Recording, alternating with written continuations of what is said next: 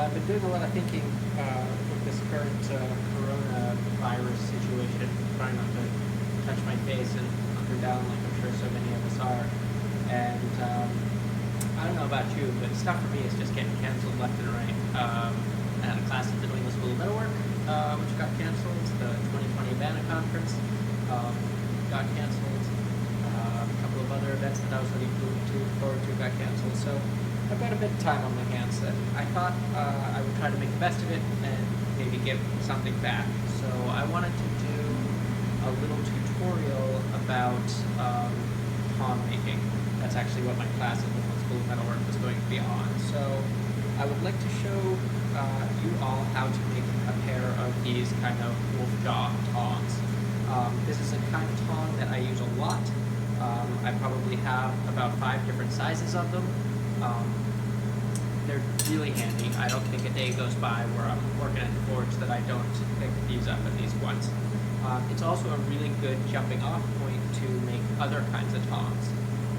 This is a very similar pair of tongs. This is a variation, but it's a little pair of pickup tongs. These are really great for doing stuff like folding tooling, also for manipulating hammers, flipping them around so you can punch holes in them, things like that. So super handy.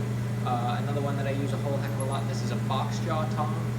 This particular pair was made almost exactly the same way that these were. The biggest difference is that this has a piece of steel forge welded across with the corners bent up, so now I can hold flat bar in there. I'm going to start with a couple of pieces of this 5/8 square stock. Yes, this one was actually from a railroad spike that I cut the head off of, but hey, it works. And that should yield me a pair of tongs, kind of somewhere in this size range, maybe a dice smaller. So to begin with, the first thing that I'm going to do is I'm just going to sort of arbitrarily mark a little spot on my anvil. And it doesn't actually need to be anything in particular. I'm going to start with, I don't know, I guess probably an inch, inch and a quarter. The important thing is that I need both of my tong bits to be the same.